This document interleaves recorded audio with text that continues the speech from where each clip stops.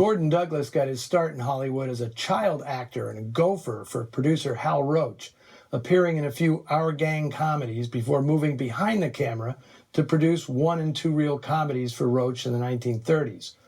Like his future A-list colleagues Anthony Mann and Richard Fleischer, Douglas learned to direct features in the B unit at RKO, before producer Edward Small tapped him to direct 1947's The Black Arrow and Walk a Crooked Mile as part of a distribution deal Small had with Columbia Pictures. There was no looking back for Douglas, who soon settled in at Warner Brothers and quickly established himself as a director comfortable in any genre, from Jimmy Cagney gangster sagas like Kiss Tomorrow, Goodbye, to sci-fi classic Them, to the musical Young at Heart, starring Doris Day and Frank Sinatra. In fact, Douglas made 5 pictures with Sinatra, more than any other director, including several late 60s neo-noirs, Tony Rome, The Detective, and Lady in Cement. Coincidentally, Douglas was the director of the infamous 1951 film I Was a Communist for the FBI, starring Frank Lovejoy as an agent infiltrating a labor union suspected of being infested with communists. The fictionalized story was inexplicably nominated that year for an Oscar as Best Documentary. Screenwriter George Bruce did a nice job with this picture, lightening the required flag-waving with some lighter touches and developing a bit of a bromance between O'Keeffe's G-Man and the Scotland Yard agent played by Lewis Hayward. Bruce was an accomplished pilot who, during the 1930s, became a writer of aviation stories for pulp magazines. His tales were so popular he got his name above the title on books such as George Bruce's Aces and George Bruce's Sky Fighters. There was even a 1932 radio show, George Bruce's Air Stories of the World War. In 1937, MGM made a film version of his novel Navy Blue and Gold, starring James Stewart and Robert Young. Bruce wrote the screenplay, and soon he formed a long-standing collaboration with producer Eddie Small, writing pictures that included The Man in the Iron Mask, Kit Carson, and The Son of Monte Cristo.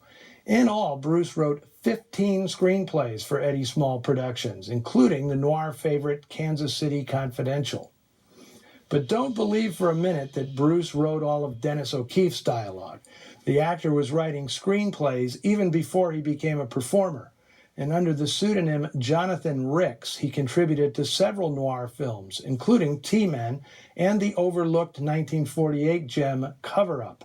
In 1954, O'Keeffe wrote and directed a pair of films, Angela, made on location in Italy, and The Diamond Wizard, in which a treasury agent, played by O'Keeffe, teams up with a Scotland Yard inspector to bust a ring of crooks forging diamonds from sugar.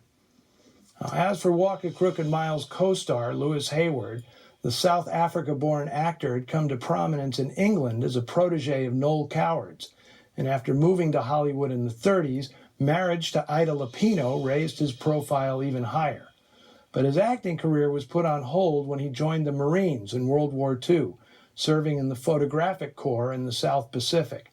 Well, documenting some of the most brutal battles of the war left him shell-shocked, and after coming home, his marriage to Lupino fell apart.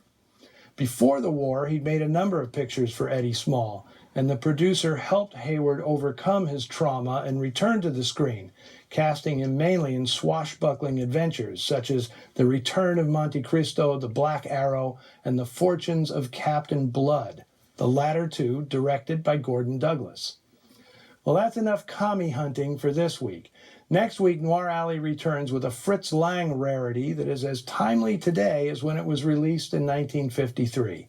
Ann Baxter finds herself behind the 8 ball when she defends herself from a date rape in The Blue Gardenia. Raymond Burr will be back again, more avuncular and clean-shaven, but no less menacing. Now, if that's not enough to pique your interest, you also get Richard Conte, Ann Sothern, Dick Erdman, and a special appearance by Nat King Cole, crooning the title tune. To bide your time till next week, be sure to visit the Noir Alley Facebook page and Twitter feed. Till then, see you in the shadows.